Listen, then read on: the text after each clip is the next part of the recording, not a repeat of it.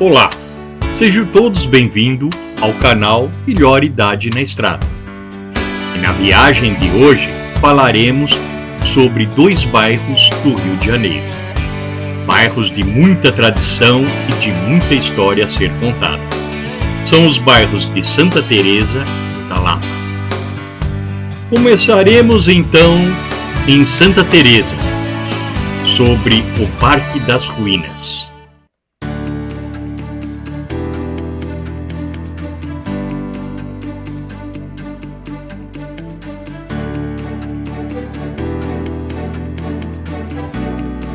O Parque das Ruínas é um local que proporciona uma das mais belas vistas da cidade do Rio de Janeiro. Tem uma história bastante interessante. Este palacete, do qual foi construído em 1898 para o então ministro da Fazenda durante a República Velha, o ministro Joaquim Duarte Murtinho Nobre, que foi um político brasileiro liberal e um grande estadista, e ganhou a fama por restaurar as finanças republicanas no governo de Campos Salles.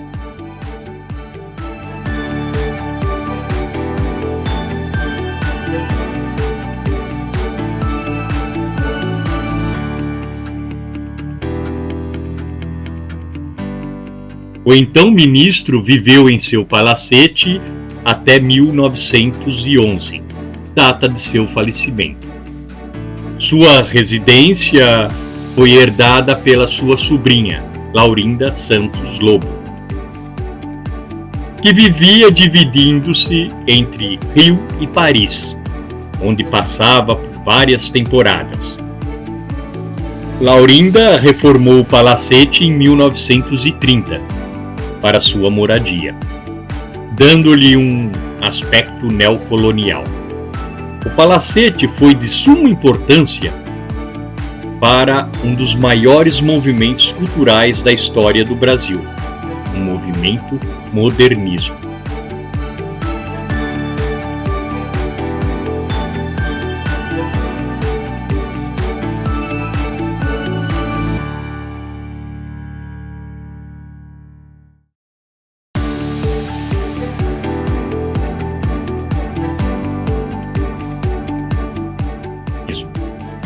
Diversos artistas como Villa-Lobos, Tarsília do Amaral, João do Rio, entre outros, se encontravam na casa de Laurinda para falar sobre o modernismo e curtir grandes festas.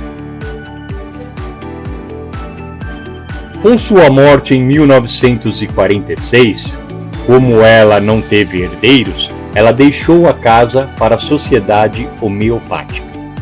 No entanto, a instituição nunca tomou posse do lugar.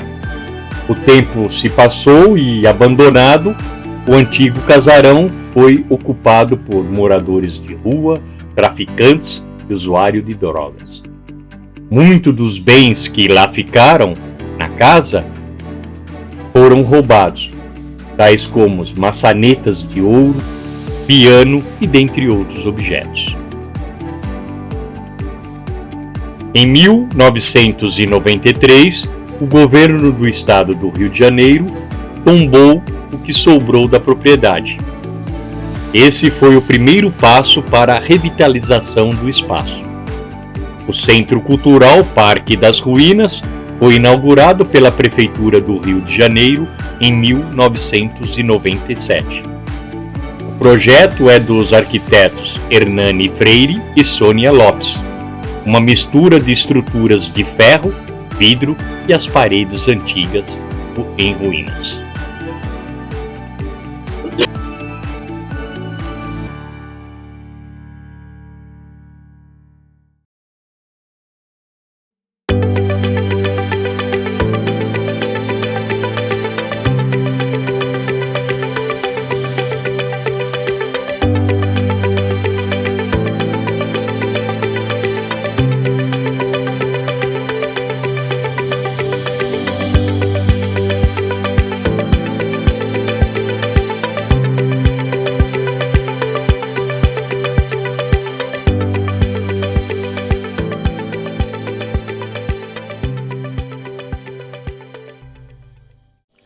Os Arcos da Lapa estão na lista de atrações turísticas mais badaladas do Rio de Janeiro.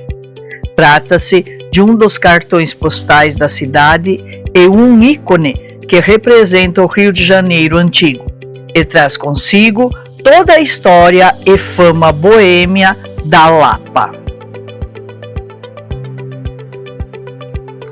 Os Arcos da Lapa, também conhecidos como Aquedutos da Carioca, foram construídos no século XVIII, entre os anos de 1725 e 1744.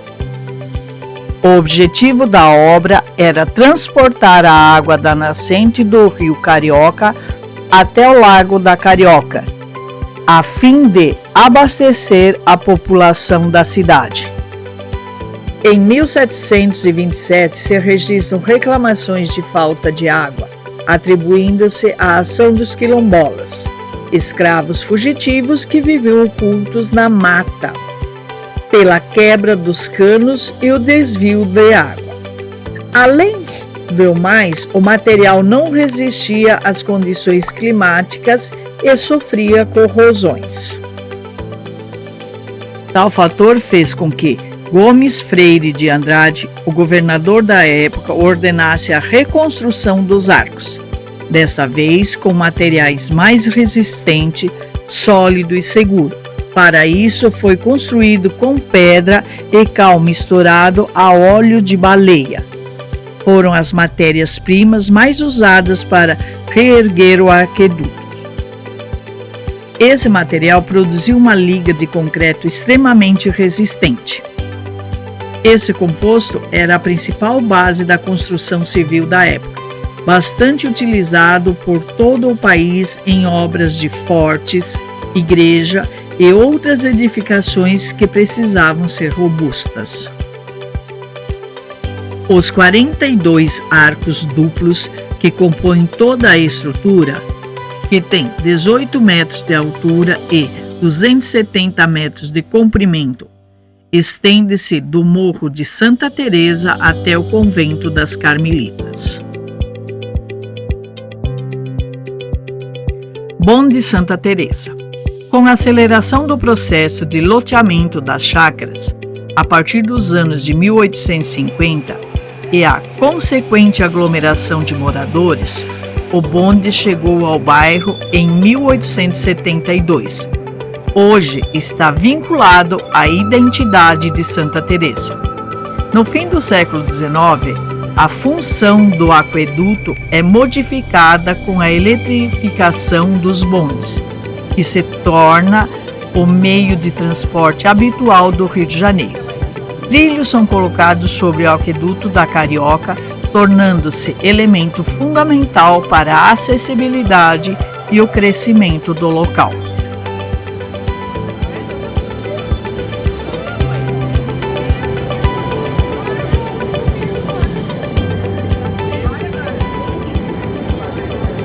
Instalados para ligar Santa Teresa ao centro, passando pelos Arcos da Lapa, os bondes surgiram como uma alternativa para se locomover pelo bairro sem precisar enfrentar as íngremes ladeiras. Os primeiros bondes eram pintados de verde, prata e azul, porém foram repintados de amarelo após reclamações de moradores que diziam que os bondes eram quase imperceptíveis em meio à vegetação. Com mais de um século, o charmoso meio de transporte carrega nos vagões a história e muitas lembranças da cidade maravilhosa.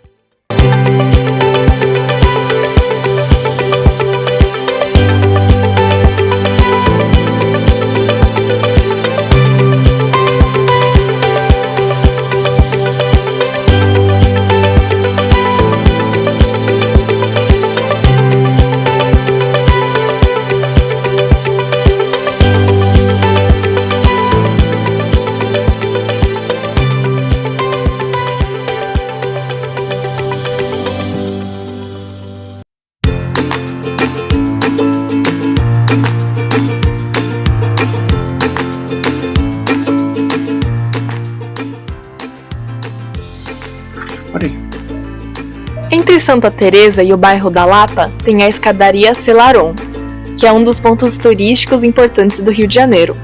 Localizada no fantástico e famoso bairro boêmio da Lapa, a escadaria Selarón possui 215 degraus, que juntos medem 125 metros de comprimento e são todos cobertos por azulejos.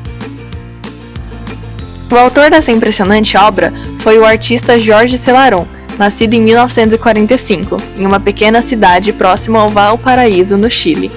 Ele era um viajante do mundo, pintor e artista de cerâmica. Viajou o mundo inteiro e visitou mais de 50 países nas Américas, Europa e Ásia.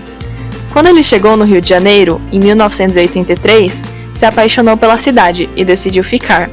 O local que ele escolheu para viver ficava no topo de uma escadaria que conecta os bairros da Lapa e de Santa Teresa. Quando Selarón se mudou para sua casa, ele percebeu que a escadaria estava em condições péssimas. Ninguém cuidava dela. Em 1990, ele começou a renovar. Inicialmente, instalou uma série de jardineiras nas calçadas que foram subsequentemente pintadas e adornadas com azulejos, inspiradas no Parque Güell, em Barcelona. Em seguida, começou com alguns dos degraus próximos à sua casa. No início, ele adicionou azulejos nas cores verde, amarelo e azul, em homenagem às cores do Brasil, e posteriormente a cor vermelho, que era sua cor preferida e também uma das cores principais da bandeira chilena. E assim, com o tempo, os visitantes do mundo inteiro começaram a trazer azulejos de seus países de origem para que Jorge Selarón adicionasse na escadaria. E continuou esse trabalho até seu falecimento, em 2013, 23 anos depois. Mas a obra de arte do Selarón permanece viva, e pessoas do mundo inteiro visitam-a todos os dias. Vale a pena ressaltar que essa obra nunca contou com a ajuda do poder público, e só após a sua morte ele foi reconhecido por sua arte, tornando-se um cidadão honorário do Rio de Janeiro, um título importante para um homem que dedicou 23 anos de sua vida para fazer a escadaria Selarón.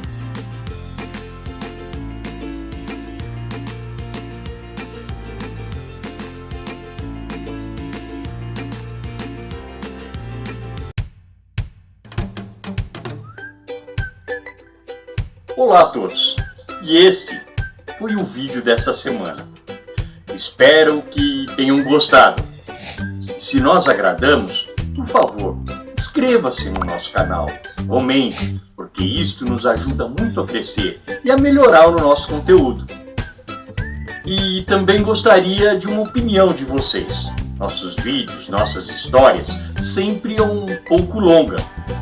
E peço a vocês nos dizer se seria bom mudar um pouco o nosso estilo de publicar esses vídeos, com histórias um pouco mais curtas, como este de 15 minutos. Ou não, ou até continuar com 20 a 30 minutos, que é os nossos vídeos. Tá? Conto com vocês e muito obrigado por nos acompanhar e até o próximo sábado.